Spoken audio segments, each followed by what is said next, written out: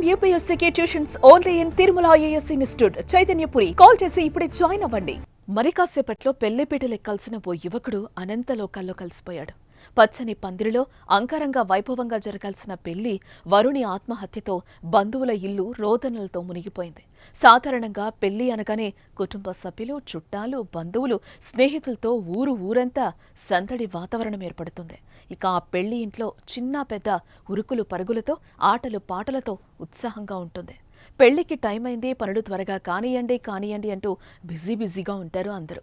అంతటి సరదా సందర్భంలో ఊహించని విషాదం జరిగితే పెళ్లి వాతావరణమంతా శోకసంద్రంగా మారుతుంది. పెళ్లికి వచ్చిన వారంతా అయ్యో పాపమంటూ కన్నీరు మున్నీరవుతారు. తాజాగా అలాంటి ఘటనే జగిత్యాల్లో చోటు చేసుకుంది.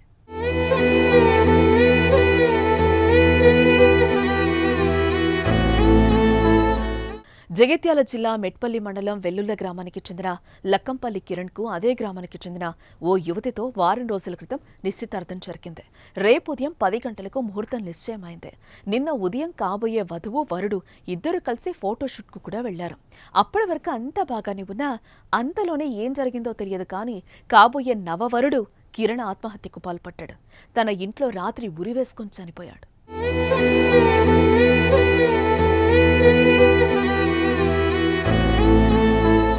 ఒక్క రాత్రి గడిస్తే మంగళ వాయిద్యాల మధ్య 7 అడుగులు వేసి అరుంధతి నక్షత్రం సాక్షిగా నూతన వధూవరులు ఒక్కటి కావాల్సిందే.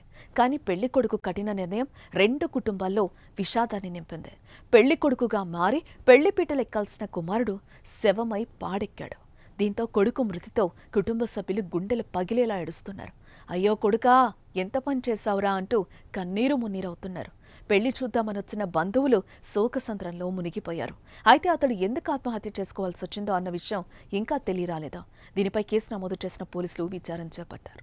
మా తమ్ముడు, మా చిన్ననాన్న కొడుకు వారం రోజుల క్రితమే పెళ్లి సెట్ కావడం జరిగింది. మరి ఈ విధంగా నిన్న మొత్తం మార్నింగ్ కూడా చాలా యాక్టివ్గా ఉన్నాడు.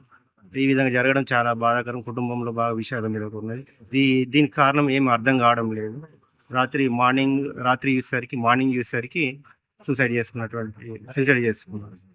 మరి ఇంకా ఏం అర్థమవుతుంది, మా ఫ్యామిలీకి ఏం అర్థమవుతుంది. చాలా యాక్టివ్గా ఉంటుండే, ఆరోగ్యం పరంగా అన్నిటికీ యాక్టివ్గా ఉంటుండే. మరి ఏమైందేమో అర్థం కావడంలో.